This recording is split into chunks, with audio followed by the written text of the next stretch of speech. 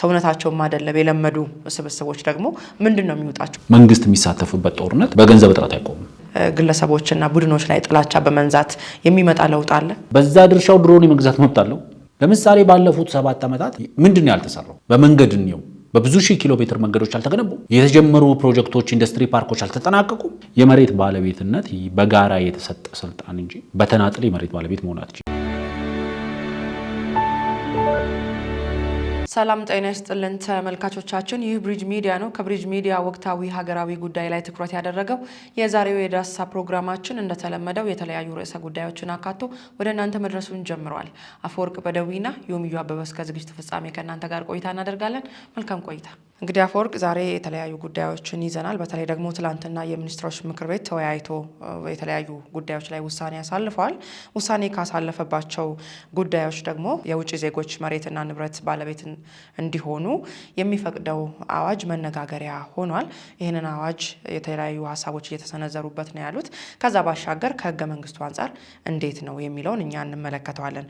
እንዲሁም ደግሞ እንግዲህ የኢትዮ ቴሌኮም ጉዳይ፣ አማራ ክልል ያለው ጦርነት ወቅታዊ ጉዳይ ላይ በመንግስት ላይ እየተነሱ ያሉ ትችትም ወቀሳም ዘለፋም የሚመስሉ ነገሮችን አንድ ላይ ጠቅላላ አድርገን በአንድ ውይይት ላይ ተንተርሰን የምንወያይበት ነው የሚሆነው።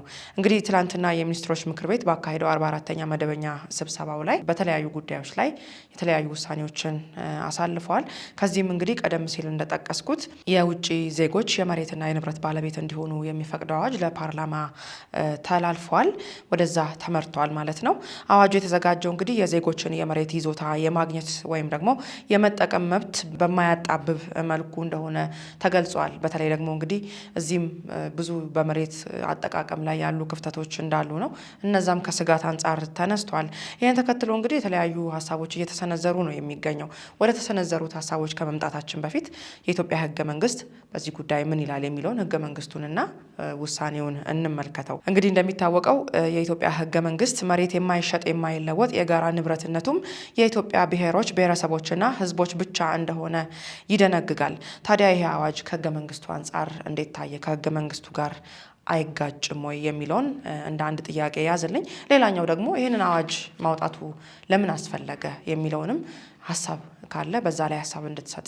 ሌላው የሰዎችን ቅሬታ ወደ በኋላ እንመጣበታለን። አዋጁ ከህገ መንግስቱ ጋር ይቃረናል የሚባለው በምንም የሚገናኝም ነገር የለውም። ከህገ መንግስቱ ጋር የሚቃረንበት ምንም አይነት አግባብም የለም። አዋጁ የሚለውና በተለያዩ ሚዲያዎች እየተዘገበ ያለው ነገር ነው ልዩነት ያለው እንጂ በህገ መንግስቱና በረቂቅ አዋጁ መካከል ልዩነት አለ ብዬ አላምንም። ግን አዋጁ የመሬት ባለቤትነት አይደለም የሚለው ሲጀምር የውጭ ዜጎች የማይንቀሳቀስ ሀብት እንዲያፈሩ የሚፈቅድ አዋጅ ለፓርላማው ተመራ ነው። ቃል በቃል ሜቢ አዋጁን በተወሰነ ደረጃ እዚህ የተጻፈው ማንበብ እንችላለን። በተወሰነ ደረጃ የሚለው የውጭ ዜጎች የማይንቀሳቀስ ንብረት ባለቤት ወይም ባለይዞታ የሚሆኑበት አግባብ ለመደንገግ የወጣ ረቂቅ አዋጅ ብሎ ይጀምርና የዜጎች የመሬት ይዞታን የማግኘትና የመጠቀም መብት በማያጣብብ መልኩ ለውጭ ዜጎች ህጋዊ አሰራር መዘርጋቱ የውጭ ካፒታል በሀገራችን እያለ ይቀጥላል። ስለዚህ ዋናው መሰረታዊ ነገር የመሬት ባለቤትነት ጉዳይ ህገ መንግስታዊ ጉዳይ ነው። እዛ ላይ ብዙ የሚያከራክሩ የሚያጨቃጭቁ ነገሮች ሊኖሩ ይችላሉ። ለምሳሌ ለኔ የመሬት ባለቤትነት ጉዳይ ህገ መንግስታዊ ጉዳይ መሆን ነበረበት ብዬ አላምንም። የፖሊሲ ጉዳይ ነው መሆን ያለበት። ይህን ስል ግን የመሬት የብሔር ብሔረሰቦችና ህዝቦች መሆኑን እቃወማለሁ ማለት አይደለም። የካፒታል ሀብት እጁ ላይ በሌለው ግን መሬት እጁ ላይ ባለው ጭሰኛ መካከል ያለ ልዩነት አለ። ስለዚህ ያ ካፒታል እጁ ላይ የያዘው ፊውዳል ካፒታል የሌለው መሬት እጁ ላይ ያለውን ጭሰኛ በአንድ ሌሊት መሬቱን ገዝቶት ሊያድር ይችላል። ስለዚህ ደርግ ያንን ለመከላከል ሲል ፊውዳሉ ዳግም ሊያንሰራራ ይችላል። መሬቱን ጠቅሎ ሊገዛው ይችላል። መሬት ለአራሹ በተባለበት መንገድ አራሹ ገበሬ የሚባለው በፊውዳል ስርዓቱ ጊዜ ጭሰኛ የነበረው ሀብት የሚባል ወይም ደግሞ ካፒታል የሚባል ከጉልበቱ ውጪ ምንም አይነት ነገር ያልነበረው ማህበረሰብ ነበር። ስለዚህ ደርግ ያንን ያላደረገበት አንደኛው ምክንያት ፊውዳሉና በሰፊው ህዝብ መካከል ከፍተኛ የሆነ የሀብት ልዩነት አለ፣ የሀብት ክፍፍል ልዩነት አለ።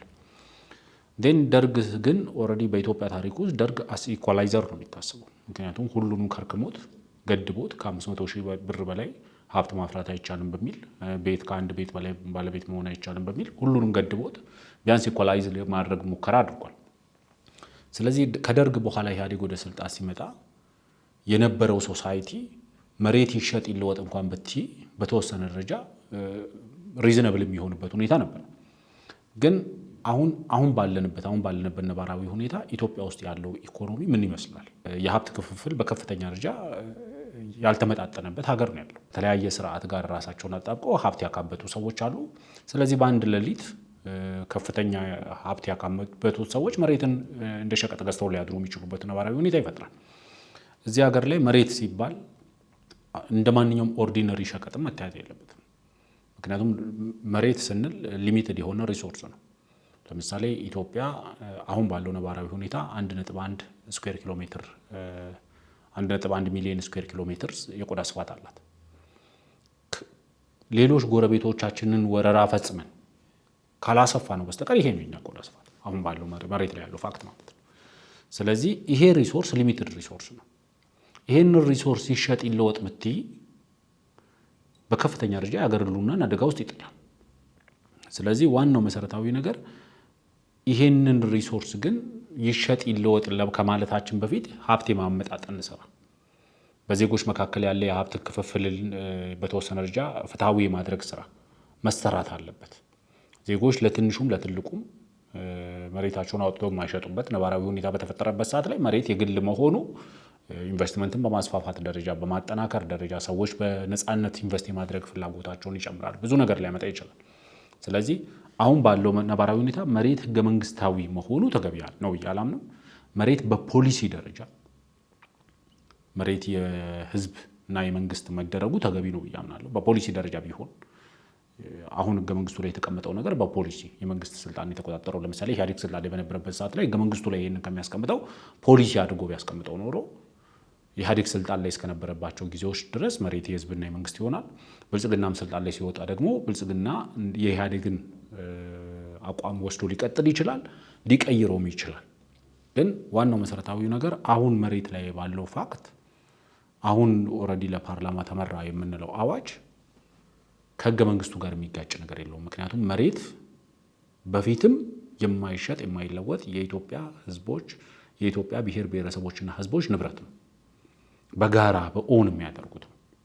ስለዚህ አንደኛው መሰረታዊ ነገር እሱ ነው፣ የሚጋጭ ነገር የለውም። ሁለተኛው ለነዚህ ሰዎችም ሆነ ለኢትዮጵያውያን የተሰጠው መብት በመሬቱ ላይ የመጠቀምና በመሬቱ ላይ ቋሚ ሀብት የማፍራት ነው። ቋሚ ሀብት የሚባሉት ህንፃዎችም ቢልዲንጎች ምናምን፣ ተንቀሳቃሽ ሀብት ለምሳሌ ሲባል አሁን ለምሳሌ መኪናውን ተንቀሳቃሽ ሀብት ነው። ጊዜያዊ ሀብት ስትያው ለምሳሌ አዝርት መሬቱ ላይ የምታተኪያቸው በጊዜያዊነት የምታለሚያቸው ነገሮች ሊኖሩ ይችላሉ። ግን ቋሚ ሀብት የማፍራት መብትን ለውጭ ዜጎች ነው የሰጠው። ለምሳሌ መሬት ምዝበራ ከሚካሄድባቸው አንዱ ነውና በተለይ የመሬት አያያዛችን አጠቃቀማችን ብዙ ጊዜ ክፍተቶች አሉበት። አንዳንዱ ቅድም እንዳልከው በአንድ ጊዜ ተነስቶ በብዙ ሺህ የሚቆጠር ካሬ ባለቤት ሆኖ እናገኘዋለን አድሮ። እንደዚህ አይነት ሙስናዎች፣ ወንጀሎች የሚሰሩባቸውም ናቸውና የውጭ ዜጎች ደግሞ ዝም ብለው መጥተው ሀገሪቱ ውስጥ መሬት አለ ስለተባለ ብቻ መጥተው የሚያለሙ ወይም ደግሞ ገዝተው ህንፃ የሚሰሩ ሪል ስቴት ላይ የተለያዩ ዘርፎች ላይ የሚሰማሩ አይደሉምና እንደዚህ አይነት ተግዳሮቶች ብዙ ጊዜ ከህጎቻችን ጋር ወይ ከሚወጡ አዋጆች ጋር የመፍትሄ አካል ሆኖ ሲመጡ አናያቸውም። እነዚህን ሂደቶች እንዴት መመልከት ይችላል የሚመለከተው አካል? ምንም ስላላስቀመጠ ምናልባት ሀሳብ እንድሰጥበት ነው። አንደኛው ነገር ብዙ ጊዜ እንደ ቀላል የምናነሳቸው ለምሳሌ በአንድ ሌሊት 1000 ካሬም 2000 ካሬም ባለቤት ሆኖ የሚያድር እንላለን። ባለቤት ሆኖ አያድርም። ያ ሰው በህጋዊም ሆነ በህገወጥ መንገድ መሬትን ሊይዝ ይችላል። መሬቱን የመጠቀም መብቱን ሊቀዳጅ ይችላል እንጂ በባለቤትነት ኦን ሊያደርገው አይችልም። ነገር ግን ገንዘብ ያወጣበታል እኮ አይደለም። ባለቤት ባይሆንም ያንን ነገር ያስተዳድረዋል በተገደበ ጊዜ ውስጥ። አሁን ለምሳሌ አንቺ መኪና ገዝተሽ በራስሽ ገንዘብ አውጥተሽ መኪና ትገዢና መኪናውን ኦን የምታደርጊው ላልተገደበ ጊዜ ነው። መቼም የገዛሽው መኪና ለ30 ዓመት ለ50 ዓመት ነው መኪናውን ኦን የምታደርጊው የሚል ህግ የለም። መሬት ላይ ግን ገደብ አለ። ኦን የምታደርጊው ለተወሰነ ጊዜ ነው። ለልማት መንግስት ሲፈልገው ተገቢውን ካሳ ከፍሎ ሊቀበልሽ ይችላል። ስለዚህ ከባለቤትነት ጋር ተያይዞ መታየት ያለባቸው ነገር በመሬት ላይ የባለቤትነት መብት ያለው ማንም አካል የለም በተናጥል። ህዝብ የኢትዮጵያ ብሔር ብሔረሰቦችና ህዝቦች የመሬት ባለቤት ናቸው። ስለዚህ ይሄ ብሔር ብሔረሰቦችና ህዝቦች የሚባለው ማህበረሰብ በመንግስት መሬት የመንግስት ነው እንደማለት ነው። በቃል በቃል ምክንያቱም ኦልሬዲ ይሄ ሁሉ 120 ምናምን ሚሊዮን ህዝብ በ80 ምናምን ብሔርና ብሔረሰቦች ራሱን አደራጅቶ መሬትን አያስተዳድርም። በውክልና ስልጣን የሚሰጠው መንግስት አለ፣ በምርጫ ስልጣን የሚሰጠው መንግስት አለ። ያ መንግስት ነው መሬቱን የሚያስተዳድረው። ስለዚህ የመሬት ባለቤት የኢትዮጵያ የህዝብና የመንግስት ተብሎ የተቀመጠው የህዝብ ኦር የመንግስት ተብሎ እንደተቀመጠ አድርገን ኮንሲደር ካደረግነው የመሬት ባለቤትነት በጋራ የተሰጠ ስልጣን እንጂ በተናጥል የመሬት ባለቤት መሆን አትችልም። የፈለግሽውን ሀብት ብታፈሽበትም ማለት ነው። ዋናው መሰረታዊው ነገር ሀብት ይወጣበታል፣ ብዙ ነገሮች እንትን ይደረግ እንደ ሀብት ይቆጠራል ማለት ነው። ብዙ ነገሮች ሊኖሩ የተሳሳተ አተያይ መዋቅራዊ ሆኖ የሚመጣባቸው አውዶች አሉ። ለምሳሌ አንዳንድ ጊዜ ባዶ መሬት አስይዞ ባንክ ብድር የሚቀበል ሰው አለ። በመሬቱ ላይ ባዶ መሬትን አስይዘሽ ባንክ ብድር ስጠይቅ የመሬቱ ባለቤት ያ ሰውዬ አይደለም። አሁን ነው ከጊዜ ወደ ጊዜ በተወሰነ ደረጃ እየተስተካከለ የመጣው እንጂ ባዶ መሬት እያስያዙ አሁን ለምሳሌ እንደ ዴቨሎፕመንት ባንክን አይነት በከፍተኛ የዕዳው ዝፍ ውስጥ የከተቱት አንደኛው ምክንያት ይሄ ነው። ባዶ መሬቶችን ለአሴ ኮላተራል ይዞ ብድር የመስጠት ይሄ ተገቢ አይደለም። ምክንያቱም በመሬቱ ላይ በባለቤትነት ይዘሽ የመበደር ስልጣን የለሽ። መሬቱን የማልማት የመጠቀም፣ በመሬቱ ላይ ግንባታ የመፈጸም፣ በመሬቱ ላይ ህንፃዎችን የማቆም ስልጣን ነው የሚኖርሽ። ዴን ኦን የምታደርገው መሬቱ ላይ ያፈሰስሽውን ሀብት ነው እንጂ መሬቱን አይደለም። ይሄ ያልተቀየረ ሀቅ ነው። የውጭ ዜጎች ሲመጡ ግን መታየት ያለበት ለምንድን ነው የውጭ ዜጎች ወደ ኢትዮጵያ ሲመጡ ለምሳሌ በኢንቨስትመንት መልክ የሚመጡ ሰዎች የውጭ ዜጎች አሉ። ብዙ ጊዜ እዚህ አዋጅ ውስጥ ኮንሲደር ተደርጓል ብዬ የማስበው አንደኛው ነገር በተለያየ ምክንያት የሚገደቡ ነገሮች ይኖሩታል። ለምሳሌ እንደ ማንኛውም ኢትዮጵያዊ የመሬት ባለቤትነት የማይሆኑበት ሁኔታ ገደብ ይኖረዋል። እንደ ማንኛውም ኢትዮጵያዊ ማለት አንድ ኢትዮጵያዊ የመኖሪያ ቤት መሬት የማግኘት መብት አለው ተብሎ ነው የሚታሰበው አይደል? ማንኛውም ኢትዮጵያዊ እንደ ኢትዮጵያዊ መኖሪያ ቤት የማግኘት መብት አለው፣ መኖሪያ ቤት የሚሰራበትን ቦታ የማግኘት መብት አለው ይባላል። ቅድም እንዳልኩት መሬታችን ሊሚትድ የሆነ ሪሶርስ እንደመሆኑ ይሄ ሊሚትድ የሆነ ሪሶርስን ለ120 ሚሊዮን ህዝብ እናከፋፍለውና አይደለም ለመኖሪያ ለሐውልት የሚሆን በቂ መሬት ላይኖር ይችላል። ስለዚህ ያለው መሰረታዊ መንገድ መንግስትም አንድ ትልቁ ስራው የሚሆነው ያለውን ሊሚትድ የሆነ ሪሶርስ መሬት የሚባለውን ተወስኖ የተሰጠ ተሰፍሮ እጅሽ ላይ ያለውን መሬት ዋይዝሊ እንዴት ተጠቀማለሁ ነው። ስለዚህ ህዝብሽን የሃውዚንግ ፕሮጀክትሽን የኢንቨስትመንት ፕሮጀክቶችን በምን አይነት መልኩ ነው ማስተናግደው? ለማን ፕራዮሪቲ ይሰጣለሁ? ለማን ፕራዮሪቲ አልሰጥም? ሃውዚንግ ፕሮጀክቶቼ ሆሪዞንታል ኦር ቨርቲካል ላድርጋቸው? ሰዎች በግል ቤት ይገንቡ ወይስ በጋራ ቤት ይገንቡ? የሚሉ እንደዚህ አይነት የራስሽን የሃውዚንግ ፕሮጀክቶችን ወይም ደግሞ ሃውሲንግ ፕሮጀክት አይዲዮሎጂዎችን ይዘሽ ትመጫለሽ። የውጭ ባለሀብቶችን ግን ለምሳሌ ከማበረታታት አንጻር ለምሳሌ የውጭ ባለሀብቶች አሁን ሀገር ውስጥ ኢትዮጵያ ውስጥ በፎሬን ዳይሬክት ኢንቨስትመንት መልክ መጥተው ኢንቨስት የሚያደርጉ ባለሀብቶች በተለያየ ዘርፍ ላይ ኢንቨስት ያደርጋሉ። መኖሪያ ቤትን በተመለከተ ግን ሀብት ማፍራት አይችሉም፣ መኖሪያ ቤት መግዛት አይችሉም። ስለዚህ ያላቸው አማራጭ ምንድን ነው? በጊዜያዊነት ቤት እየተከራዩ የተወሰነ የሚኖሩባቸውን አውድ ይፈጥራል፣ ወይ ደግሞ እየተመላለሱ ከሚኖሩበት ሀገር እየተመላለሱ ለኤክስትራ ወጪ እየተዳረጉም ቢሆን ሀብት መኖሪያቸውን ለምሳሌ የአውሮፓ ውስጥ መኖሪያውን ያደረገ ባለ ሀብት አውሮፓ እየኖረ ከዛ ኢትዮጵያ ውስጥ ኢንቨስት ያደርጋል። በተወሰነ ጊዜ ገደብ ውስጥ እየመጣ ኢንቨስትመንቱን ቪዚት ያደርጋል። ብዙ ኢንቨስተሮች አሉ። ለምሳሌ ኢትዮጵያ ውስጥ የኢንቨስትመንት ስራቸው ኢትዮጵያ ውስጥ ያደርጉና ሄድኳርተራቸውን ሰሙዌር ኬንያ ኦር ታንዛኒያ ኦር ሰሙዌር ያደርጋሉ። እንደዚህ አይነት ነገሮችን የምታስቀሪበት አንደኛው መንገድ ባለሀብቶች በኢትዮጵያ ኢንቨስትመንት ያላቸው ባለሀብቶች ለምሳሌ በዚህ አዋጅ ውስጥ ይካተታል ብዬ የማስበው አንደኛው ነገር በኢትዮጵያ ውስጥ የውጭ ዜጋ የመሬት ባለቤት ለመሆን እንደ ፕሪኮንዲሽን ከሚቀመጡት አንዱ ይሆናል ብዬ ኤክስፔክት ማድረገው መሆንም አለበት ብዬ ማምነው ኢትዮጵያ ውስጥ ኢንቨስት ያደረገ ባለሀብት። ማንኛውም ቱሪስት ሰመር ሃውሱን ኢትዮጵያ ውስጥ መገንባት የለበትም ማለት ኦልሬዲ በአመት 2 ጊዜ 3 ጊዜ ኢትዮጵያ መጥቼ መጎብኘት እፈልጋለሁ። ስለዚህ ስጎበኝ ሆቴል ከማረፍ ኢትዮጵያ ውስጥ ቤት ብገነባ እዛ አርፋለሁ ብሎ ማንኛውም እንደዚህ አይነት መጥቶ ቤት እንዲሰራ መፍቀድ የለብንም። ኦን እንዲያደርግ መፍቀድ የለብንም። መኖሪያ ቤቶችን ወይም ደግሞ ቋሚ የሆኑ ሀብቶችን ኦን እንዲያደርግ መፍቀድ የለብንም። ዋናው መሰረታዊ ነገር በሁለት አማራጮች፣ አንድ ኢትዮጵያ ውስጥ ቋሚ የሆነ ኢንቨስትመንት ስራ ላይ የተሰማሩ ለዜጎቻችን የስራ እድል የፈጠሩ ምርት እያመረቱ ያሉ ለኤክስፖርትም ለኢምፖርትም ኢምፖርት ሰብስቲቲዩት በማድረግ ውስጥም ድርሻቸውን እየተወጡ ያሉ ባለሀብቶች ከሆኑ ለነዚህ አንድ ፕሪኮንዲሽን በኢንቨስትመንት ዘርፍ ላይ ለተሰማራ ባለሀብት መስጠት ያስፈልጋል። ሁለተኛው ፕሪኮንዲሽን ደግሞ በሃውዚንግ ኢንቨስትመንት ላይ ለሚሰማራ የውጭ ባለሀብት ሆኖ የተለያዩ ቴክኖሎጂዎችን ተጠቅሞ ለማጆሪቲው ኢትዮጵያውያን በርካሽ ዋጋ በተመጣጣኝ ዋጋ ቤት ማቅረብ ለሚችል ባለሀብትም ደግሞ እንደዚህ አይነት እድሎች መስጠት ያስፈልጋል። ምክንያቱም always competition is good for consumers ይባላል። ለምሳሌ ኮምፒቲሽን ወይ ፉክክር ካለ ኮንሱም የሚያደርገው ለምሳሌ በቤቱ ዘርፍ በሪል ስቴቱ ዘርፍ ላይ ኮምፒቲሽን ካለ ከተፈጠረ ያ ኮምፒቲሽን ለቤት ፈላጊዎች ከፍተኛ የሆነ እድል ይፈጥራል። ምክንያቱም አማርጦ የመግዛት ፉክክር ባለበት ሰዓት ላይ ዋጋዎች የመቀነስ የኳሊቲ የመጨመር እንደዚህ አይነት ፉክክሮች ይኖራሉ።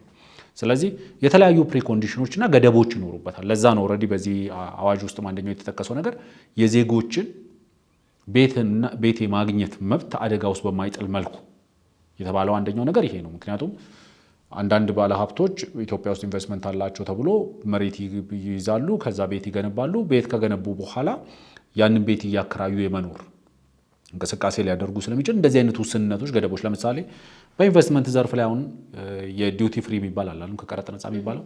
ከቀረጥ ነፃ ሲባል ለአንድ ኢንቨስተር ለብዙ ሰው የሚመስለው እንዴት ነው? ማንኛውም ኢትዮጵያዊ የውጭ ዜጋ ወይም ደግሞ ኤክስፖርት የሚያደርግ ወር በኢንቨስትመንት ዘርፍ ላይ የተሰማራ የሀገር ውስጥም የሆነ የውጭ ኢንቨስተር ኢንቨስትመንት ላይሰንስ ስላወጣ ብቻ ኢንቨስትመንት ላይሰንስ ስላለው ብቻ የቀረጥ ነፃ ኢምፖርት እቃዎችን ለፕሮጀክቱ የሚያስፈልጉ እቃዎችን የማስገባት ሙሉ መብት ያለው ነው የሚመስለው ለብዙ ሰው።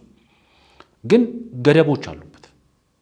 ለምሳሌ በግብርና ዘርፍ ላይ የተሰማራ የውጭም ሆነ የሀገር ውስጥ ባለሀብት የኢንቨስትመንት ፍቃድ እስካለው ድረስ ማስገባት የሚችላቸውና የማይችላቸው ለምሳሌ ተሽከርካሪ ሲባል መኪና፣ ማንኛውንም መኪና ማስገባት መብት አይኖረውም። ከመኪናዎችም ደግሞ ቁጥር ይገደባል። ለምሳሌ በግብርና ላይ ነው የተሰማራሁትና ትራክተር ማስገባት እችላለሁ ሊል ይችላል። ግን ያ ትራክተር በቁጥር ይገደባል። ከዚህ በላይ ማስገባት አትችልም። ዴን ደግሞ በጊዜም ይገደባል። በዚህ ጊዜ ውስጥ ከኢንቨስትመንት ፍቃድ ወደ ቢዝነስ ውስጥ መግባት ስላለብህ ወደ ቢዝነስ ከተሸጋገርክ በኋላ ደግሞ የቀረጥ ነፃ መብትሽ አብሮ ይነሳል። ስለዚህ እንደዚህ አይነት ገደቦች አሉ። ለምሳሌ ዲዩቲ ፍሪ ላይ አንደኛው ቅድመ ሁኔታ ኢትዮጵያ ውስጥ በኢንቨስትመንት ዘርፍ ላይ ተሰማርቷል ይሄ ሰው የሚለው አንድ ነገር ነው። ሁለት ደግሞ ዳይሬክትሊ በሃውሲንግ ኢንቨስትመንት ላይ የሚሰማራ ከሆነ ይገባልና በብዙ ገደቦች በብዙ ጥንቃቄዎች ውስጥ መደረግ አለበት። ዋናው መሰረታዊ ነገር ግን ቢያንስ የፎሪን ዳይሬክት ኢንቨስትመንት ኢትዮጵያ ውስጥ የሚሰማሩ በፎሪን ዳይሬክት ኢንቨስትመንት ኢትዮጵያ ውስጥ የሚሰማሩ ባለሀብቶች አትሊስት የመኖሪያ ቤት የማግኘት መብታቸውን ያስከብራል። ስለዚህ የውጭ ዜጋ ስለሆኑ ኢትዮጵያ ውስጥ መጥተው ኢንቨስት ስላደረጉ የግድ ቤት መከራየት የለባቸውም፣ ላላስፈላጊ ወጪ መዳረግ የለባቸውም። ስለዚህ ብዙ ነገሮችን የማቃለል እንትን አለው። ኔጌቲቭ የሆነ ኢምፓክቶችም ደግሞ በተወሰነ ደረጃ መፍጠሩ አይቀርም። ለምሳሌ የሪል ስቴት ማርኬቱ አለ። የሪል ስቴት ማርኬቱ ላይ ለምሳሌ አብዛኛው የሪል ስቴቶችን የሚገዙ ሰዎች ገዝተው ለማከራየት ነው። ማን ነው የሚከራያቸው ከተባለ የውጭ ዜጋ ነው። ብዙ ጊዜ የውጭ ዜጋ ሆኖ ቤት ይከራያቸው የነበረ ሰው አሁን ቤት የመግዛት መብት ስትሰጨው እዛ አካባቢ ጋር የተወሰነ ጫና የተወሰነ ግን ዋናው መሰረታዊ ነገር ክሬት የሚያደርገው ዲማንድ ይኖራል። ያ ዲማንድ የተወሰነ የዋጋ ፍላክቹዌሽን ሊፈጥር ይችላል። ግን ኢዝሊ ኢን ዘ ሾርት ረን ደግሞ ኢዝሊ ሳቲስፋይ የሚሆን ዲማንድ ነው የሚሆነው። ስለዚህ በተወሰነ ደረጃ እንደዚህ ነገሮችን ማየት ያስፈልጋል። ግን ዋናው ነገር ረቂቅ አዋጁን በጥልቀት መመልከት ያስፈልጋል። መላምቶቻችንን ከማስቀመጣችን በፊት ዋናው መሰረታዊ ነገር ግን አሁን ባለው ደረጃ አሁን በቀረበው ደረጃ ከህገ መንግስቱ ጋር የሚጋጭ ነገር የለውም። ምክንያቱም ኢትዮጵያ ውስጥ ዜጎች የቤት ባለቤት የመሆን መብት አላቸው፣ የውጭ ዜጎች የቤት ባለቤት መሆን የለባቸውም የሚል ህገ መንግስት ውስጥ የለም። የመሬት ባለቤት ግን ነትን በተመለከተ ግን የኢትዮጵያ ዜጎች የመሬት ባለቤት አይደሉም። በተናጠል ደረጃ በቡድን እንደ ህዝብ የተሰጠ ስልጣን ስለሆነ የባለቤትነት ጉዳይ። ስለዚህ ከህገ መንግስቱ ጋር ምንም የሚያጋጨው ነገር የለም። ጥሩ እንግዲህ አንዳንዶቹ ኢትዮጵያውያን መሬት ሳያገኙ እንዴት የውጭ ዜጋ ይመጣል የሚል ቅሬታ የሚያሰሙ ወገኖች አሉ። እንዲሁም ደግሞ በአንድ ውይይት ላይ የምንመጣበት አለ። በተለይ ደግሞ የውጭ ዜጎች ምን ፍላጋ ይመጣሉ፣ አሁን ያለው ጦርነት ያሉትም ለቀው እየሄዱ ነው የሚልም ነገር እንሰማለን። ዞሮ ዞሮ እንደዚህ አይነት አዋጆች ሲወጡ መሬት ላይ ከመውረዳቸው በፊት በጓሮ የሚደረጉ አሰራሮችን መንግስት መቆጣጠር እስካልቻለ ድረስ ብዙ ጊዜ ክፍተቶች ይታያሉ። አንድ አዋጅ ሲወጣ ቁጭ ብሎ የሚያሰላ አለ። በዚህ አዋጅ ውስጥ በዚህ ህግ ውስጥ ይሄ ህግ ከጸደቀ በምን መልኩ እኔ የሆነ ነገር ማግኘት እችላለሁ፣ ምን ማትረፍ እችላለሁ የሚሉ የሚያሰሉ ብዙ መንግስት ቤትም ውጪ ላይ የሚያሉ ሰዎች አሉና እንደዚህ አይነት አሰራሮችን መቆጣጠር ከተቻለ ምናልባት እንግዲህ ቀጣይ አብረን የሚሆነው ነው የምናይ ነው የሚሆነው። ከዚህ ጉዳይ ሳንወጣ ወደ ተደረገ ውይይት እንሂድና ይሄ ጉዳይ ተነስቷል። በዛ ውይይት ውስጥ እንደው ከዶላር እጥረት ጋር ተያይዞ መጥቷል። በሀገሪቱ በጦርነት ስለደቀቀች የዶላር እጥረት ስለገጠመው ነው መንግስት ይሄንን አዋጅ ያወጣው የሚሉ አካላት አሉ። በተለይ ቅድም እንዳልኩት የውጭ ዜጎች የነበሩትም እየወጡ ነው። አሁን ያሉት አዲሶች ምን ሊሰሩ ይመጣሉ የሚል ነገር ተነስቷል። እንደው እዚህ ላይ ሀሳብ ካለ ወደ አነሱት ሌላ ጉዳይ እንሂድ። የዶላር እጥረታችንን ለመፍታትም እንግዲህ ጊዜ የሚፈጅ ነው ይሄ ነገር። አንድን የውጭ ዜጋ ሳምነ ሀገር ውስጥ ለማምጣት በጣም ብዙ መንገድ የሚጠይቅ ነው እና እንደው እነሱ ባሉት ደረጃ ብናየው እውነት ነው የሚለውን ምን ያህል እውነታነት አለው የሚለውን እንመልከት። መንግስት በዚህ ሰዓት ላይ ዶላር እጥረት አለበት ብሎ ማሰብ እጅግ ሞኝነት ነው። ምክንያቱም በተደጋጋሚ ጊዜ አይኤምኤፍም ሆነ ወርልድ ባንክ የሚያወጣቸው ሪፖርቶች መመልከት በቂ ነው። ለምሳሌ የኢትዮጵያ መጠባበቂያ የሚባል ክምችት የውጭ ምንዛሪ ክምችቷ ከ3 እጥፍ በላይ የጨመረበት ይሄ የውጭ ምንዛሪ ክምችት ብቻ ሳይሆን የአደጋ ጊዜ የውጭ ምንዛሪ ክምችቷ በ2 እጥፍ የጨመረበት የአደጋ ጊዜ የውጭ ምንዛሪ ክምችቷ ደግሞ በ3 እጥፍ የጨመረበት ኤክስፖርቱ በከፍተኛ ደረጃ ማክሲማይዝ በሆነበት ኢምፖርቱ በተለያየ መንገድ በሰብስቲቱሽንም በተወሰነ ደረጃ የቀነሰበት ኢንዱስትሪዎች ከፍተኛ መነቃቃት ውስጥ ያሉበት አይኤምኤፍ እና ወርልድ ባንክ የኢኮኖሚ ድጋፍ እያደረጉ ባሉበት በእነዚህ ሁኔታዎች ውስጥ የኢትዮጵያ ኢኮኖሚ የዶላር ድርቀት አለበትና ያንን ለመመለስ ነው ይሄ ነገር የተደረገው ሲባል ለኔ አንድ አለማወቅ ነው። መሰረታዊ መሬት ላይ ያለውን ፋክት ለምሳሌ የኢትዮጵያ መንግስት የሚያወጣው ሪፖርት አለመቀበል ይቻላል። ግን እና አይኤምኤፍ የሚያወጡትንስ ዓለም አቀፍ የፋይናንስ ተቋማት የሚያወጡትንስ ሪፖርት ለምን አለመቀበል እንችላለን? ዋናው መሰረታዊ ነገር የኢትዮጵያ ኢኮኖሚ አሁን በፊት ከነበረበት ደረጃ በተሻለ የውጭ ምንዛሪ ክምችት ላይ ነው ያለው። ሬሚተንስ በከፍተኛ ደረጃ ፎርማል የሆነውን ቻናል ተጠቅሞ እየመጣ ነው። የኤክስፖርታችን በከፍተኛ መጠን እየጨመረ ነው። ኢትዮጵያ እንደ ሀገር ወይም ደግሞ የኢትዮጵያ መንግስት የዶላር እጥረት አለበት የሚለው በበቂ ሁኔታ ያለመረዳት ችግር ነው እንጂ የኢትዮጵያ መንግስት አሁን ባለው ነባራዊ ሁኔታ ምንም አይነት የዶላር እጥረት የለበትም። ምክንያቱም ባንኮች በየጊዜው በየ2 ሳምንቱ የዶላር ጨረታ እየቀረበ በሚሊዮኖች 50፣ 60፣ 70 ሚሊዮን ዶላሮች በየ2 ሳምንቱ ወደ ባንኮች ኢንጀክት የሚደረጉበት ነባራዊ ሁኔታ ነው ያለው። ኤክስፖርት ማርኬቱ በከፍተኛ ደረጃ የተነቃቃበት ነባራዊ ሁኔታ ነው ያለው። ሬሚተንስ በከፍተኛ ደረጃ የመነቃቃትና ፎርማል ቻናል የመጠቀም ሁኔታ ነው ያለው። እነዚህ ሁሉ ሁኔታዎች ባሉበት እንዴት የዶላር እጥረት አለ ብሎ ሊታሰብ ይችላል? መልካም እንግዲህ ያው እንደዚህ አይነት ነገሮች ሲመጡ ኔጋቲቭ ሀሳብ ይዞ የሚመጡ ሰዎች ብዙ ናቸው እና ለዛም ነው ግልጽ እንዲሆን ነው ብዙ የሚቀበሉ ሰዎች ስላሉ ነው። ወደ በጦርነት እዚህ ውይይት ላይ ስለ ጦርነት አማራ ክልል ኦሮሚያ ክልል ስላለውና አጠቃላይ ስለ ሀገሪቱ ሁኔታ ስለተነሳ ውይይት ከመሄዳችን በፊት ትንሽ ቢዝነሱ ጋር የሚገናኝ ነገር እናንሳ። ኢትዮ ቴሌኮም ተነስቷል በዚህ ውይይት ውስጥ። እንግዲህ ኢትዮ ቴሌኮም ከዚህ ቀደም 10% ድርሻውን እንደሚሸጥ ጠቅላይ ሚኒስትሩም ተቋሙም በራሱ ሰዎች በኩል መግለጹ ይታወሳል። ያንን እዚህ ቤት ሰፊ ውይይት አድርገንበት ነበር። በዚህ ውይይት የተነሳው ነገር ምንድነው? አክሲዮን ሸጣለሁ ብሎ ነበር የገባው በተለይ 10% ይላል። ነገር ግን የታሰበው 100 ሚሊዮን ነበር። አሁን የተሸጠው ግን 17 ሚሊዮን ብቻ ነው የሚል ነገር ያነሳል በውይይቱ። እንደው በቪዲዮ እናስደግፍና ከዛ ያነሱትን ሀሳብ በጥያቄ መልክ አቀርብልሃለሁ። አንድ ቪዲዮ ተመልክተን እንመለስ። ሰሞኑን የኢትዮ ቴሌኮም የአክሲዮን ሽያጭ ከባለፈው ጥር ወር ጀምሮ ይፋ ያደረገው አለ። ይህን ሁሉ ጊዜ ቆየና ይፋ ሲያደርግ የሸጠው 10% ብቻ ነው። ለምንድን ነው ወደ 100 ሚሊዮን ሸጣለሁ ብሎ የሸጠው ግን 17 ሚሊዮን ብቻ እንደሆነ ነው የሰማነው? ለምንድን ነው እንደዚህ አይነት አፈጻጸም የተመዘገበው ሲባል አይ የኛ መስፈርቶች በጣም ገዳቢ ስለሆኑ ነው አለች። አይደለም፣ ህዝቡ አንደኛ ገንዘብ የለም፣ ሁለተኛ ደግሞ እምነት የለውም። ለዚህ መንግስት ገንዘብ ሰጠ፣ የሰጠውን ገንዘብ ድሮን ላለመግዛቱ ምን ዋስትና አለ? በቪዲዮም ለመስማት እንደቻልነው ህዝቡ ዋስትና የለውም። ይህንን አክሲዮን ቢገዛ ድሮን ላለመግዛቱ መንግስት በዚህ ገንዘብ በተገኘው በተሰበሰበው በተሸጠው አክሲዮን ብር ድሮን ላለመግዛቱ ምን ዋስትና አለው የሚል ነገር ተነስቷል። እንግዲህ ሁሉን ነገር ገንዘብ መጣ ከድሮን ጋር ገንዘብ መጣ ከጦር መሳሪያ ጋር እኛ ሊመታ ነው እኛ እንዲህ ሊያደርግ ነው የሚል ነገር በእነዚህ ሰዎች አንደበት ስንሰማ ነው የከረም ነው። አጠቃላይ ኢትዮ ቴሌኮም ላይ የቀረበው የቁጥር ስህተት አለ ወይ? በትክክል ነው ይሄ መረጃ እዚህ ውይይት ላይ ተነሳው የሚለውንና በትክክልም ድሮን መግዣ ይሆናል ወይ የሚለውን ደግሞ እንመልከት። እንደዚህ አይነት ስጋት ህዝባችን ላይ እንግዲህ እኛ ከዚህ በፊት አልሰማንም፣ ከነሱ ነው የሰማነው። ዋስትናስ በትክክል ህዝቡ እንዳይኖረው የሚያደርግ ነገር ምን አለ? አሰራሩ በህጋዊ መንገድ ስለሚሄድ በብዙ ሰንሰለቶች ውስጥ ስለሚያልፍ ለምን ይሄ ነገር በዚህ መልኩ መታየት ፈለገ የሚለውን እኔ አሳይሽን ቪዲዮ ላይ የሚሉት 100 ሚሊዮን አቅርቦ ወደ 17 ሚሊዮን የሸጠው ሲባል 17 ሚሊዮንም አልሸጠም። የሸጠው 10.7 ሚሊዮን ነው ቶታል የሸጠው። ስለዚህ ይሄ ከ100 ሚሊዮን ወደ 10% አካባቢ ነው የሸጠው።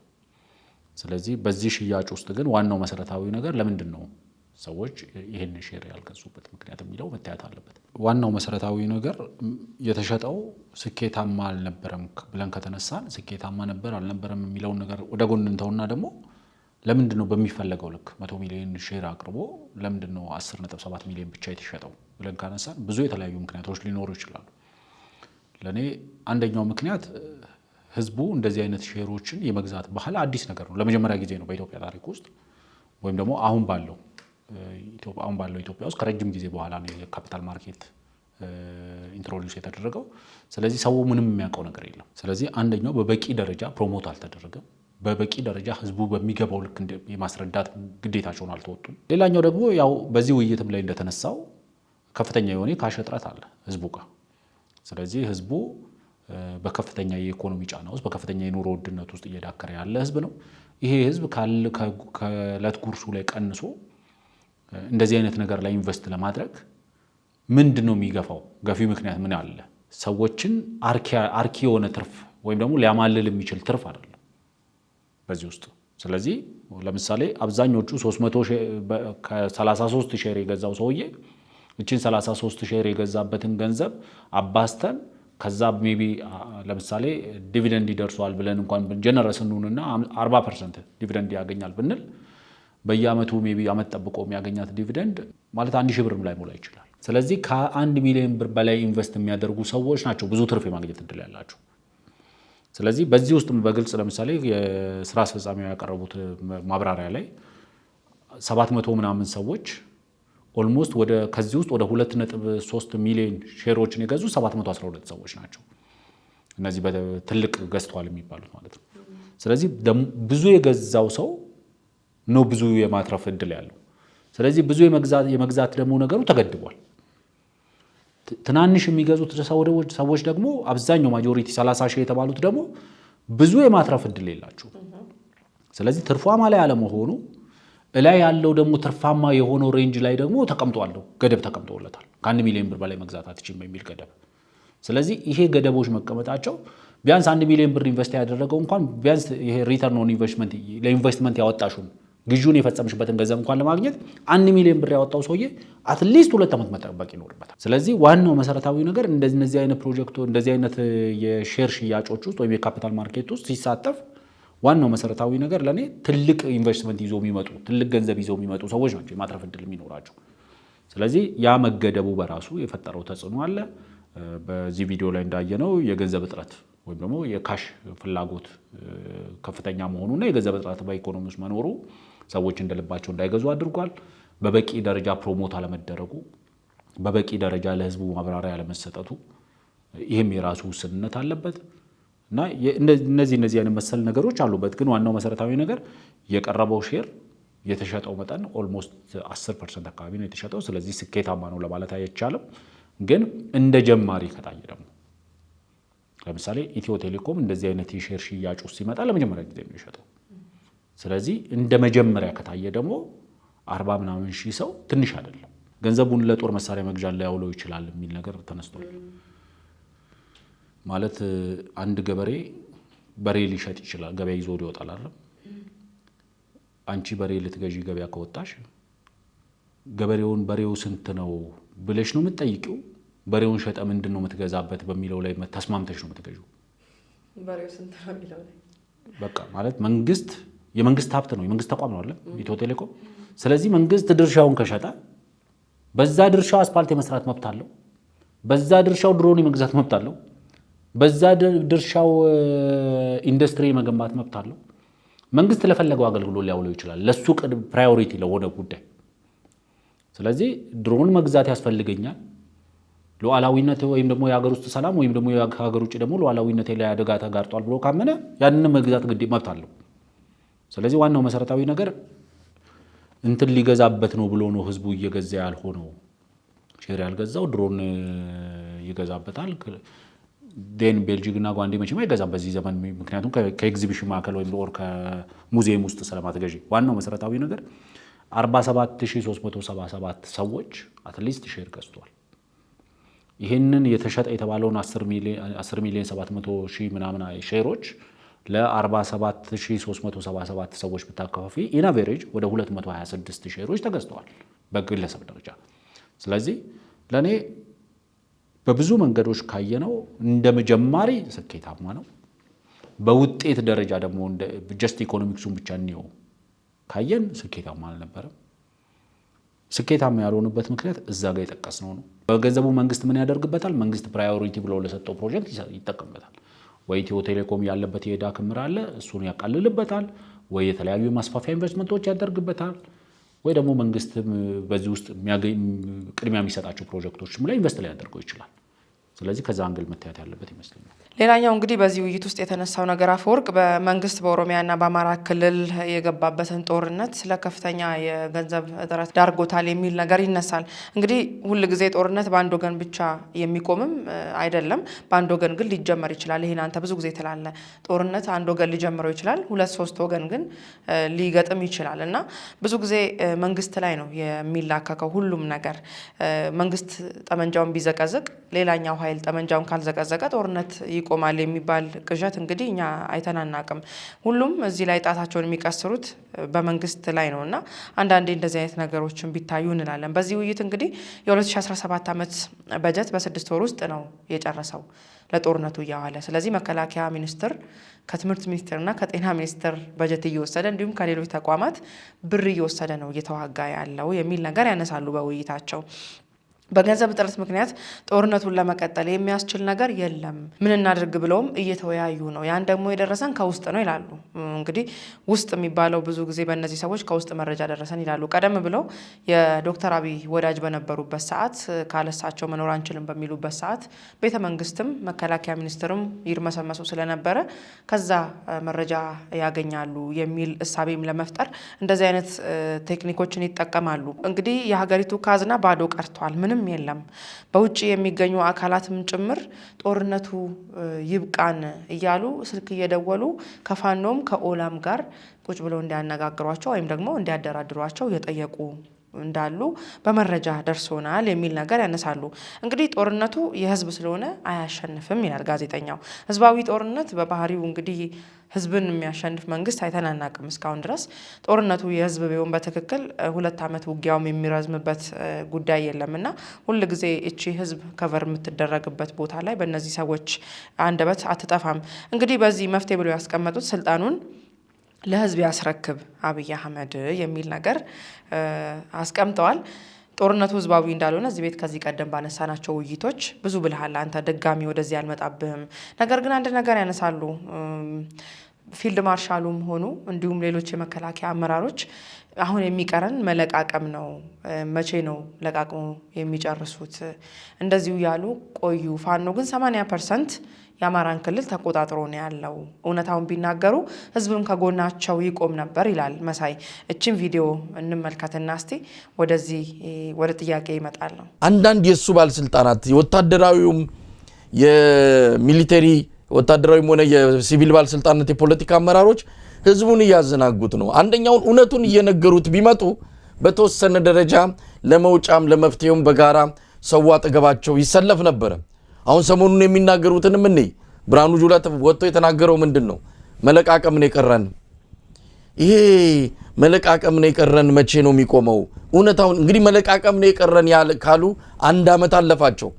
እስካሁን ታዲያ ፋኖ 80% በላይ የሚሆነውን የአማራ ክልልን የተቆጣጠረው በምንድን ነው? ለቃቅሞ ሳይጨርሱም ወይ? እንደዚህ አይነት እውነታውን እየደፈለቁ እውነታውን እየደበቁ መውጫ መንገድ ቢጠፋቸው አይገርመንም። እንግዲህ በቪዲዮም እንደሰማኸው ነው መንግስት መለቃቀም ነው የቀረኝ እያለ 1 ዓመት አለፋቸው ይላል። እነሱ ደግሞ እንግዲህ በ24 ሰዓት 4 ኪሎ እንገባለን፣ በዚች በ1 ወር ውስጥ እንጨርሳለን፣ በ2 ወር ውስጥ እንጨርሳለን እየተባለ እነሱ ጋርም ብዙ የሚሰራ ፕሮፓጋንዳ አለ። በፕሮፓጋንዳ ደረጃ ካየ ነው እንግዲህ ከመንግስት በላይ እነሱ ናቸው ብዙ ነገር ሲዘረግፉ የሚውሉት በፕሮፓጋንዳ ደረጃ ካየ ነው። ይህንን እንዴት አየከው? በተለይ ደግሞ በቪዲዮም እንዳየ ነው የማጣጣል ነገር አለ። የ80% ዛሬም ተመልሶ መጥቶብናል። አንዳንዱ እንደውም 95% አድርሶታል። የአማራ ክልልን ፋኖ ተቆጣጥሯል የሚለውን ይሄን ሀሳብ እንዴት ታየዋለህ? ለኔ በነካ እጃቸው መንግስት መለቃቀም ነው የቀረኝ ብሏል፣ እስካሁን እየለቃቀመ ነው ወይ የሚለውን ነገር ባነሱበት አፋቸው 80-95% እየተባለ ኦልሞስት 2 ዓመት አልፎታል።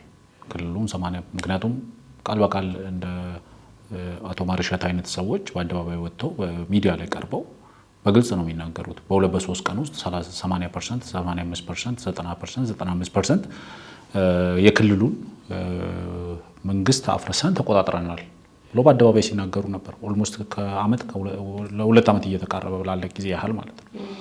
ስለዚህ ስቲል እዛው ጋር ነው ያሉት። ምክንያቱም ባለፈው ሳምንት ነው አቶ አስረስ ማረ 95% ክልሉን እያስተዳደረ ያለው ፋኖ ነው የሚል ንግግር የተናገሩ። ከመቼው ነው ከ95 ወደ 80 የወረዱት? እነዚህ ጥያቄዎች መጠየቅ አለባቸው።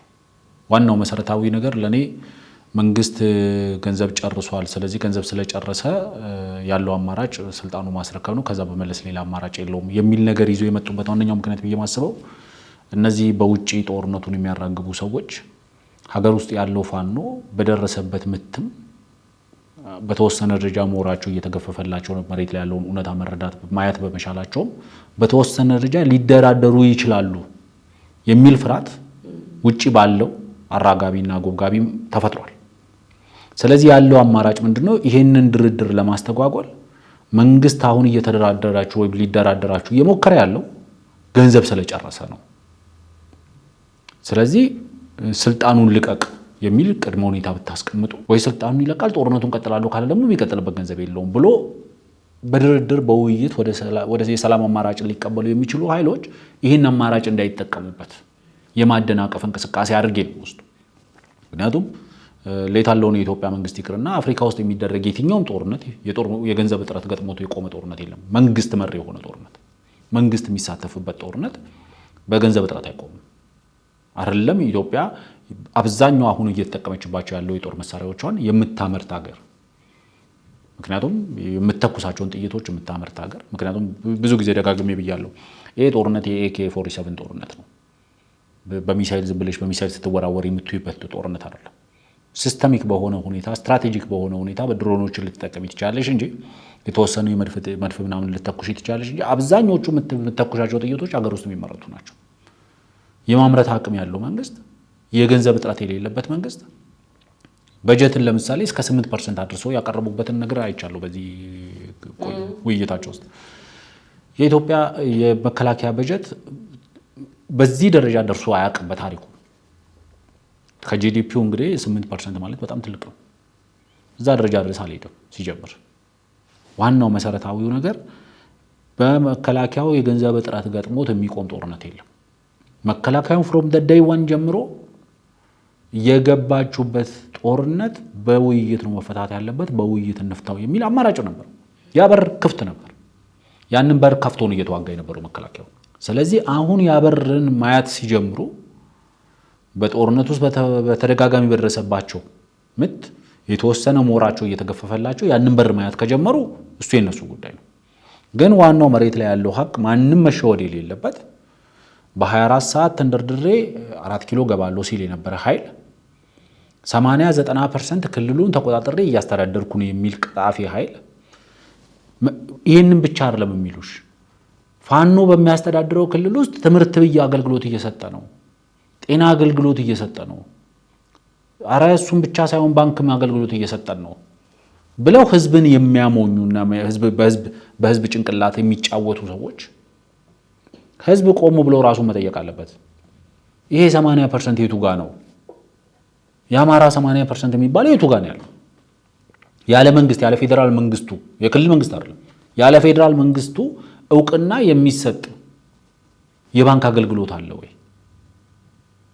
ባንኮችን ስለዘረፉ የባንክ አገልግሎት እየሰጡ ያሉ ይመስላችኋል ማለት ነው? ማለት ባንክ ገብተሽ ገንዘብ ማውጣት ነው ባንክ አገልግሎት ማለት? ያንቺ ያሉንን ገንዘብ ዘርፈሽ መውሰድ? ዋናው መሰረታዊ ነገር ባንኮች አገልግሎት ለመስጠት ቢያንስ ሁለት ነገር ይፈልጋሉ፣ መብራትና ኢንተርኔት። መብራትና ኢንተርኔት መንግስት ካላቀረበ ማን ነው መብራትና ኢንተርኔት እያቀረበ ያለው? በምን መብራት ነው ባንክ አገልግሎት እየሰጠ ያለው? በምን ኢንተርኔት ነው የባንክ አገልግሎት እየሰጡ ያሉት? በምን የባንኪንግ ሲስተም ነው አገልግሎት እየሰጡ ያሉት? ይሄ ቅጥፈት ነው። ስለዚህ ከእውነታው ጋር መታረቅ አለባቸው። መንግስት እየለቃቀምን ነው ምናምን ብሏል። አዎ ብሏል። ስቲል እየተለቃቀመ ነው ያለው። ምክንያቱም የምትለቃቅሚው መለቃቀም ነው የቀረ ማለት ቢያንስ ስብስቡን በአንድ ቦታ ከዚህ በፊት ያደርጉት እንደነበረው ከተሞችን እየወረሩ የመያዝ አቅማቸውን እነስቷቸዋል። አሁን በየጫካ በየበረሃ መበተናቸውን መንግስት አይደለም እየነገረን ያለው ራሳቸው ናቸው በየአደባባዩ ይወጡ እየተናገሩ ያሉ በየስልክ ሲያወሩ ምን ሰማቸው እኮ ይሄንን ነው። በረሃ ላይ ተበትነናል፣ እህል ውሃ ማናገኝበት ቦታ ላይ ወድቀናል። መንግስት ሳይዋጋ ከበባውን ብቻ ይዞ በመቆየት ውስጥ ሊያደክማቸው ሊያጠፋቸው እንደሚችል በራሳቸው አፍ ነው ይሄን እየሰማን ያለ ነው። አንድ ውይይት ላይ የስልክ ቅጂ ላይ የሰማው ነበረ። የት ነክ ብሎ አንድ አመራር የደወለለት ሌላ ታጣቂ ፑል ቤት ነኝ ብሎ መልስ ሰጥቶት ብዙ ቁጣዎችን ከደጋፊዎቻቸው በኮሜንት ስር ስንመለከት ነበር።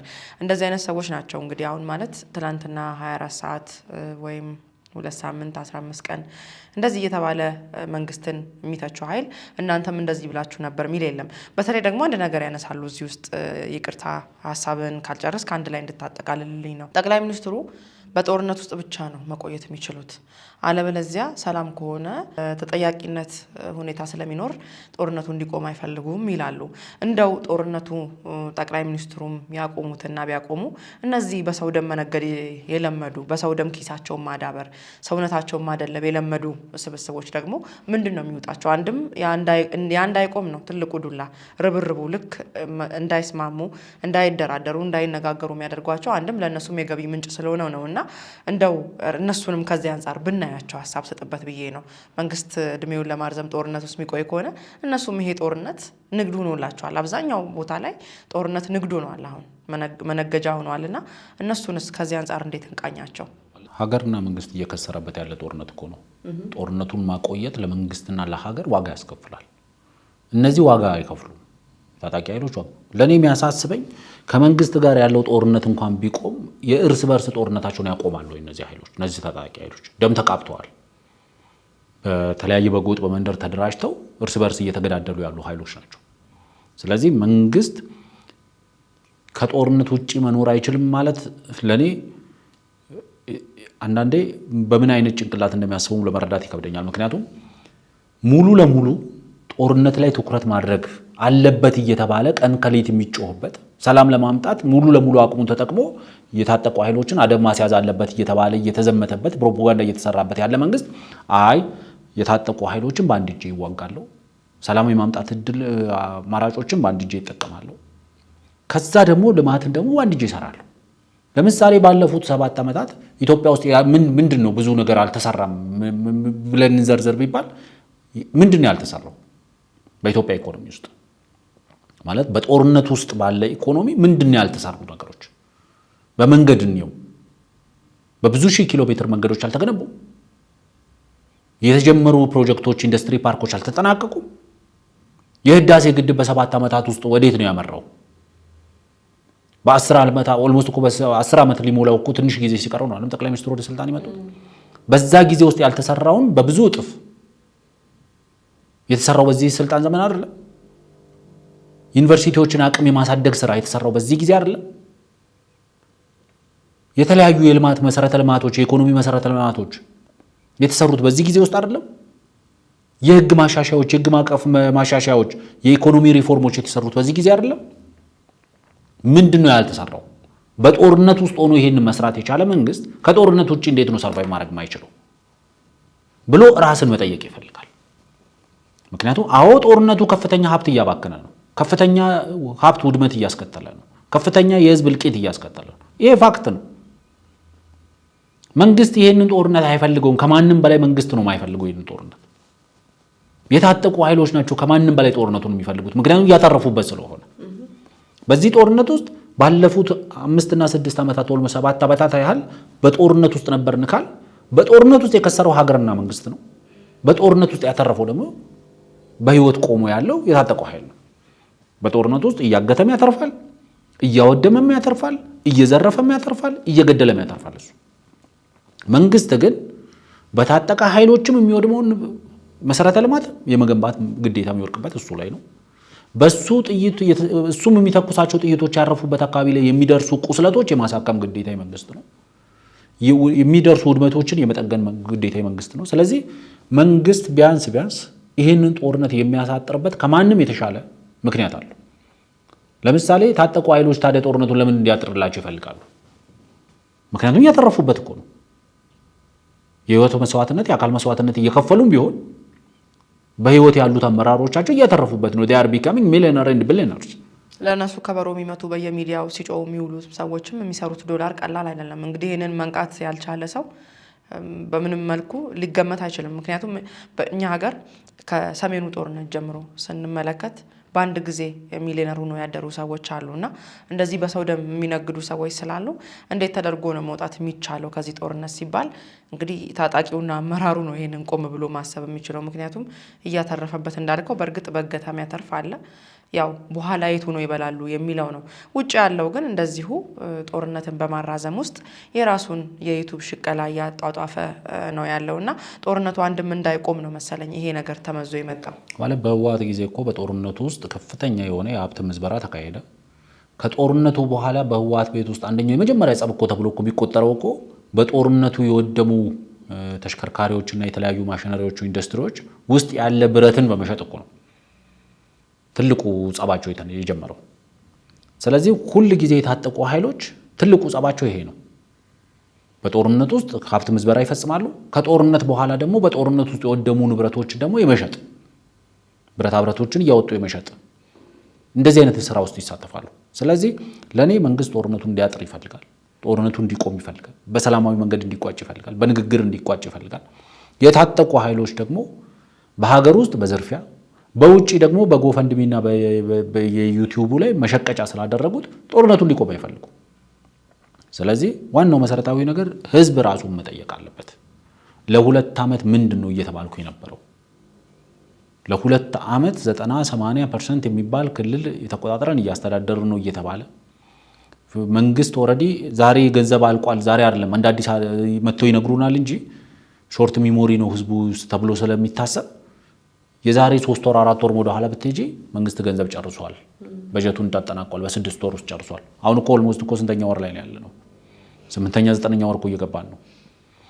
6ኛ ወር ላይ የበጀት ዓመቱ 6ኛ ወር ላይ እንኳን መጥተሽ የነገሩን የነበረው በ6 ወሩ በጀቶች መንግስት እንደጨረሰ ነግረውናል።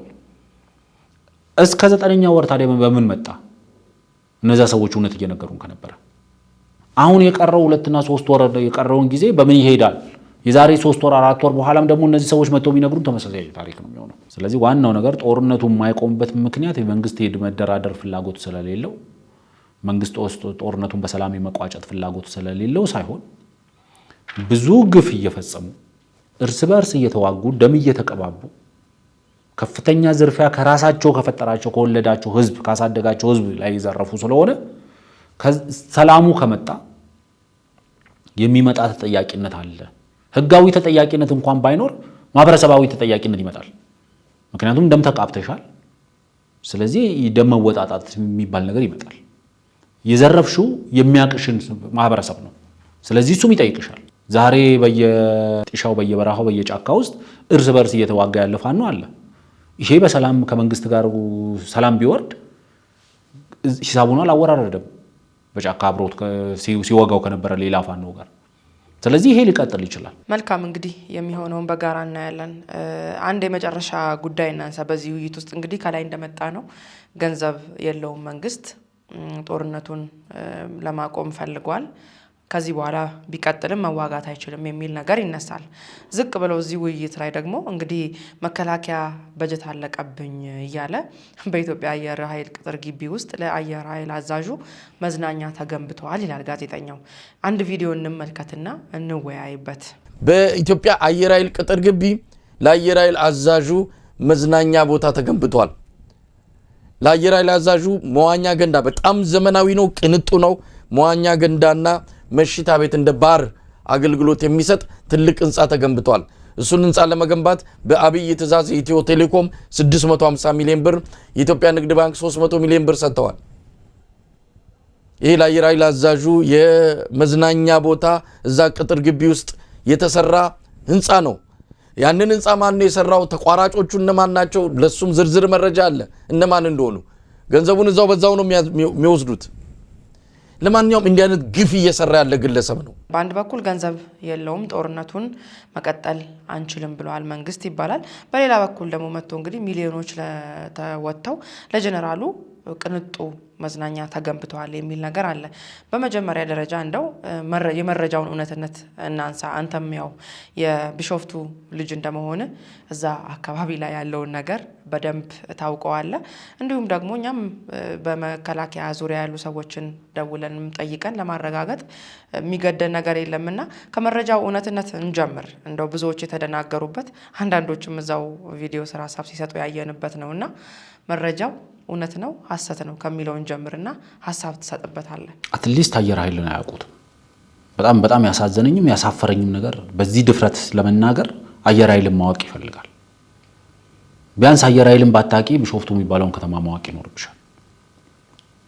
ለምሳሌ መከላከያ መኮንኖች ክበብ አለ እዚህ አዲስ አበባ ወደ ጦር ኃይሎች አካባቢ አለ ጎልፍ ሜዳ የሚባለው ማለት ነው። ቢሾፍቱ ላይ ደግሞ የአየር ኃይል መኮንኖች ክበብ የሚባል አለ ቀድሞ የነበረ አንድ አየር ኃይል ቅጥር ግቢ ውስጥ አይደለም ይሄ ተቋም ያለው። ምክንያቱም ብዙ ዊኬንዶችን ዋና መዋኘት ስፈልግ ብዙ ጊዜ ማሳልፈው እዛ መዋኛ ገንዳ ነው። ያ ተቋም የአየር ኃይል መኮንኖች ክበብ የሚባለው ተቋም ሜቢ ከ3 ከ4 ቀን በፊት እዛ ለሆነ ጉዳይ ሄጄ ነበርና በብዙ ታድሶ ጥሩ አገልግሎት መስጠት ጀምሯል። ለአየር ኃይል አባላት ወይም ደግሞ ለመከላከያ አባላት ከፍተኛ የሆነ ዲስካውንት አገልግሎት ይሰጣል። እዚህ ፕሮግራም ላይ ግን የቀረበበት መንገድ እንዴት ነው?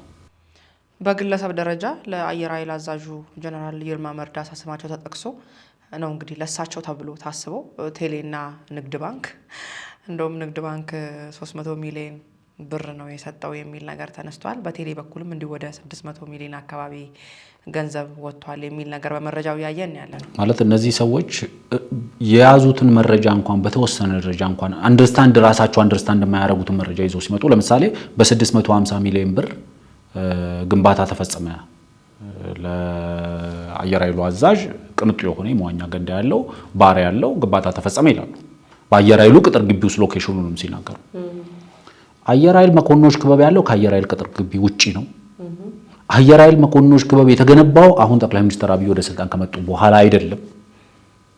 ቀድሞ የነበረ ከደርግ ጊዜ ጀምሮ የነበረ ከአየር ኃይል ሆስፒታል አጠገብ ያለ ተቋም ነው። አንደኛው ፋክት ይሄ ነው። ሁለተኛው ፋክት ደግሞ የወጣበት ገንዘብ ግንባታው የተካሄደበት 650 ሚሊዮን ብር ነው ያሉት ሰው ብለውን ይሄንን ገንዘብ ደግሞ ኢትዮ ቴሌኮም ሸፈነ ይባልና ከዛ ቀጥለው ደግሞ ምን ይላሉ?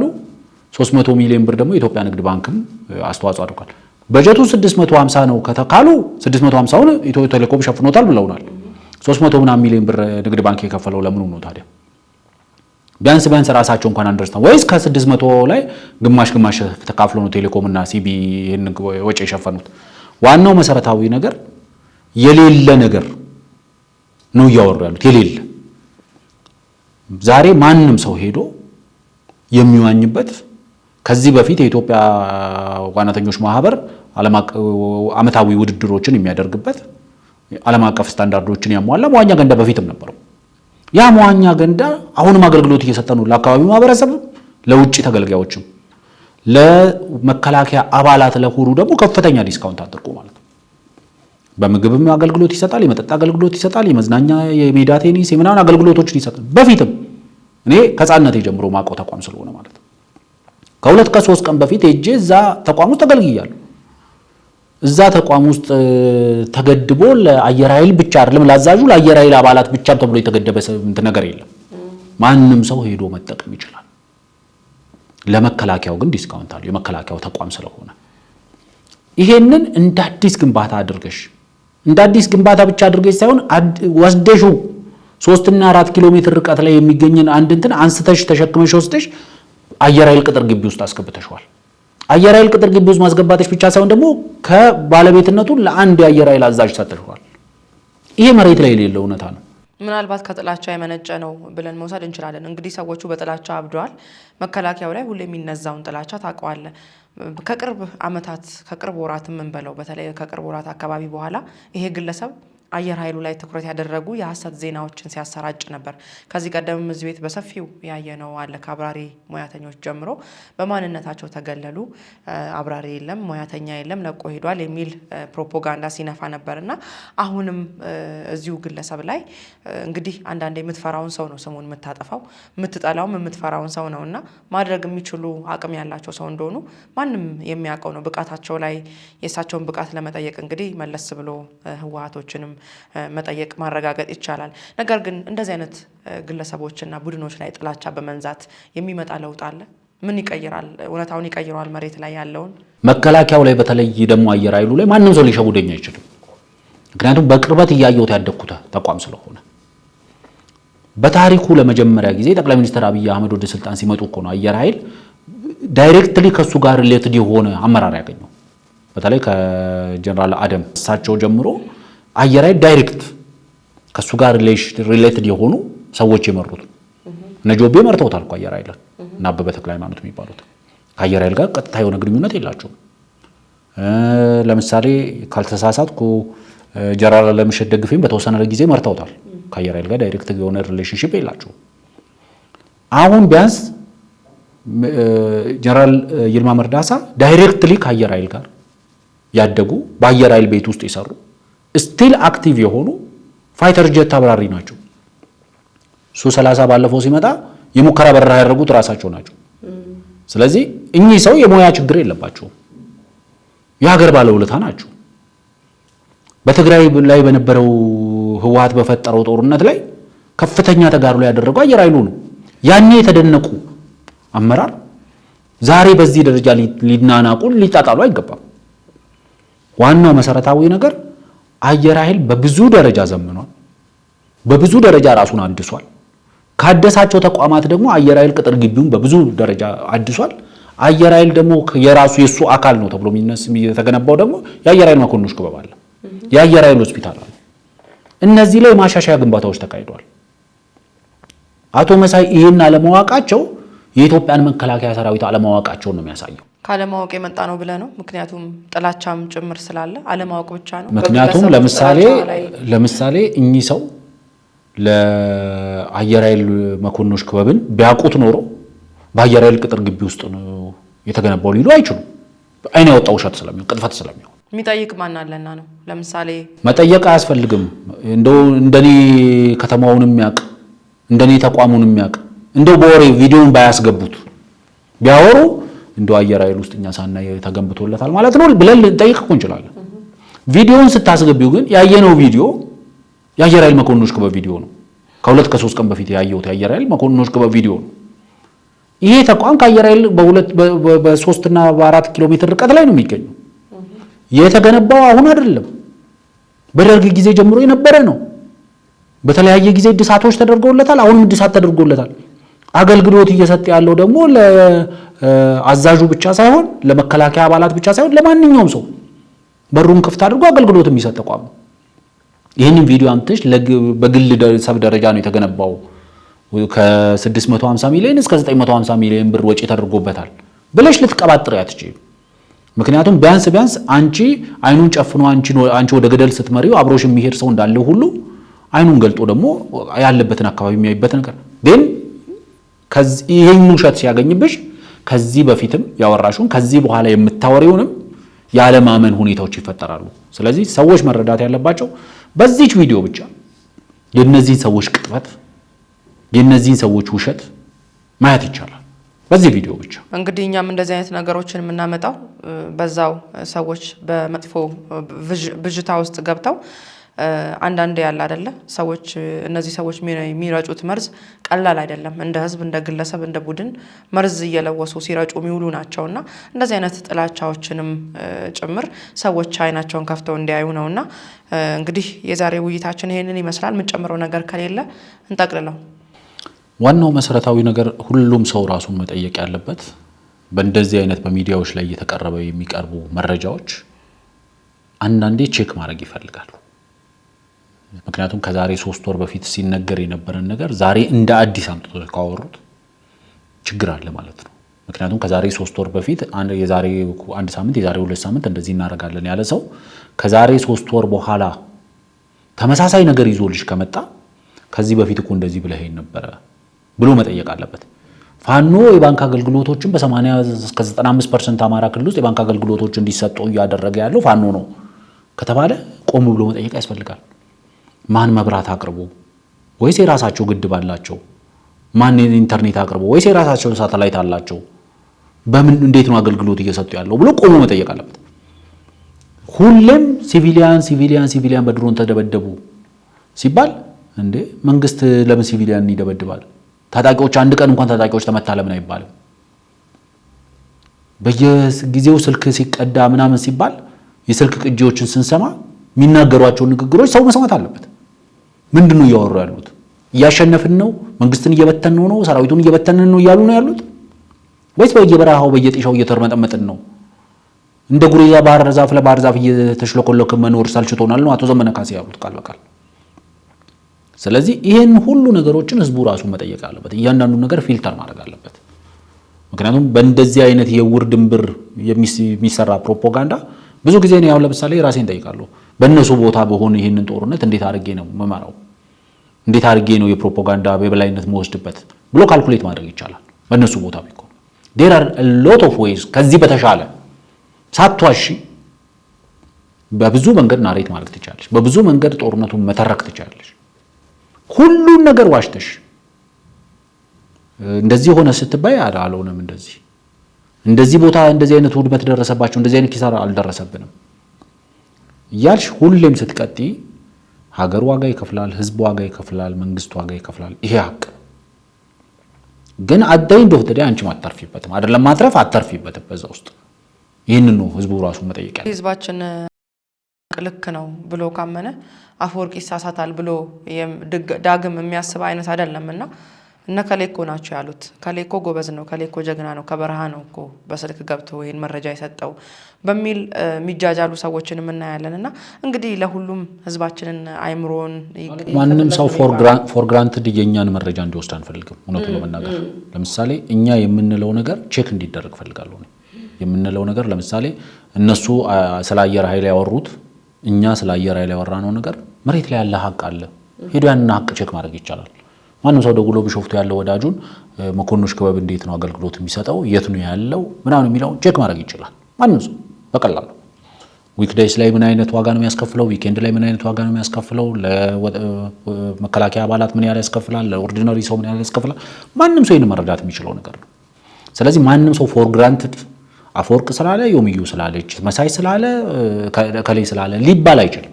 እኛ በዛ ቅኝት ውስጥ እኮ ነው ያለነው። ምክንያቱም አንድ ዶክተር ሲናገር ልክ ነው እንጂ ይሳሳታል ወይም ተሳስቷል የሚል ሰው ደፍሮስ የሚናገር ሰው አይተናናቅም።